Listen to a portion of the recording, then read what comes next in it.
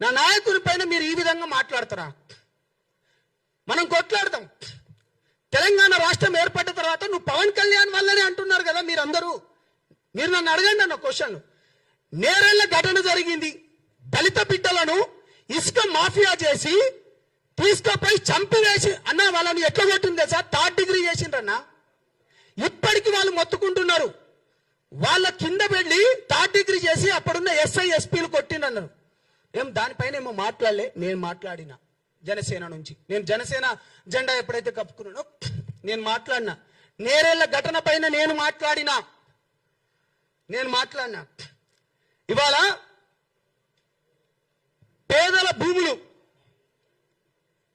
SC ST బీసీల భూములు ఆడ ఫార్మాసిటీ పేరుతోని, గత ప్రభుత్వం ఫార్మాసిటీ, ఇప్పుడున్న ఫ్యూచర్ సిటీ అని చెప్పి ఆ లంబాడి ఆ బీసీ బిడ్డలై, యాదవ గౌడ బిడ్డలై, లేకపోతే మాదిగా మాల బిడ్డలై భూములు లాక్కోపోతా అంటే ఏడపన్నవరా పృథ్వీ?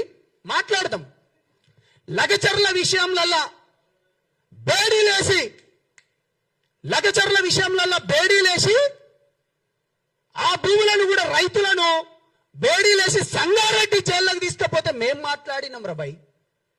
మేం కొట్లాడినాం. ప్రజా సమస్యల పైన పోరాడుతున్న వామనరావు కేసు మీ అందరికీ తెలిసే ఉంటది. ఒక లాయర్ని పట్టపగలు చంపివేసిండ్రు ప్రజా సమస్యల పైన మాట్లాడితే. భూపాలపల్లి దగ్గర ఇక్కడ గోదావరిఖని సైడ్ వచ్చాడు. మాట్లాడినారా నువ్వు? నేను మాట్లాడినా చెప్తున్నాం కదా. ఖమ్మం మిర్చి రైతుల గురించి సరైన మద్దతు ఇవ్వలేదంటే జనసేన పార్టీలోకి వచ్చి మేం మాట్లాడినాం.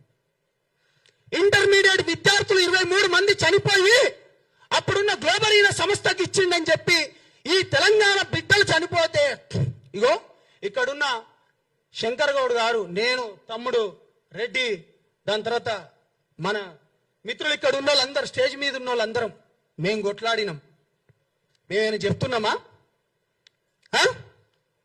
ప్రజా సమస్యల పైన, భూముల పైన కావచ్చు, సంక్షేమ పథకాల పైన కావచ్చు మేము కొట్లాడుతున్నాం.